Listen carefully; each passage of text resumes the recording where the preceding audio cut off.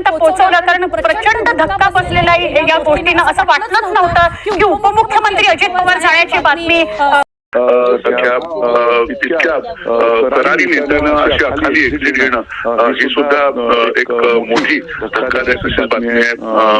आपल्याला एक लक्षात घेतलं पाहिजे की बारामती आणि बारामतीचं राजकारण, महाराष्ट्राचं राजकारण आणि खास करून राष्ट्रवादी पक्षाचं राजकारण त्याच्यामध्ये अजित पवार यांच्या नावाशिवाय त्या नावाला काही दुसरा अर्थ नव्हता. अशीच परिस्थिती होती. त्यांच्या नावाभोवती शरद पवारांनंतर जर का त्यांचा खरा कोणी वारसदार म्हणून बघितलं गेलं असेल तर ते अजित पवार यांच्याकडे बघितलं गेलं होतं. आणि या संपूर्ण पश्चिम महाराष्ट्राच्या राजकारणावरती एक अत्यंत प्रचंड पकड असलेला असा हा नेता होता. एकूण सहकाराचं राजकारण असेल किंवा एकूण जी ऍडमिनिस्ट्रेटिव्ह व्यवस्था असेल, जी प्रशासकीय एक पकड असेल, या सगळ्यावरती अजित पवार यांचं प्रभुत्व होतं.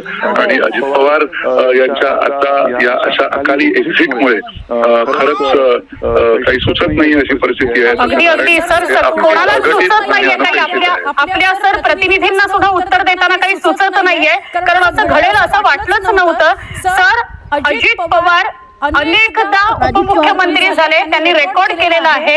आणि त्यांचे जे समर्थक, त्यांच्यावर प्रेम करणारे जे होते, त्यांना हे बघायचं होतं की अजित पवार या नावाच्या आधी मुख्यमंत्री लागेल, पण ते सर स्वप्न अपूर्ण राहिलं.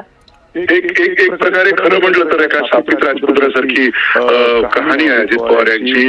अत्यंत कर्तृत्ववान, अत्यंत धोरणी असा हा राजकीय नेता होता. आणि या राजकीय नेत्याच्या सगळ्या एकूण कारकिर्दीमध्ये सर्व पदं त्यांनी भूषवलेली होती. 6 वेळा उपमुख्यमंत्री झाल्यानंतर ज्या पद्धतीचा अनुभव अजित पवार यांच्याकडे होता, तितकाचा अनुभव कदाचित कुणाकडे या आताच्या मंत्रिमंडळात असेल.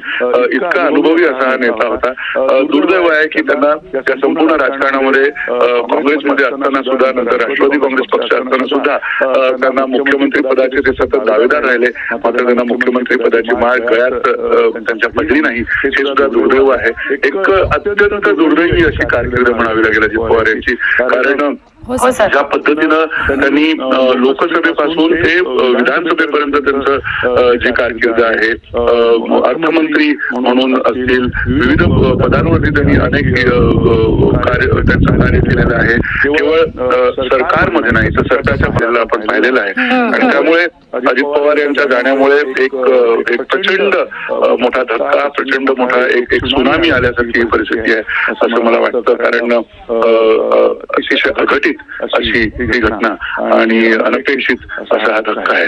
नक्की सर, तुर्तास धन्यवाद. तुम्ही न्यूज 18 मराठी वर बोलात, प्रतिक्रिया दिलीत तुमची त्याबद्दल. पण आपण आता जाऊया स्थानिक आपले प्रतिनिधी आहे जितेंद्र जाधव यांच्याकडे. जितेंद्र, धक्कादायक घटना आहे, बातमी समोर येते अजित पवार जाण्याची, काय अधिक सांगशील?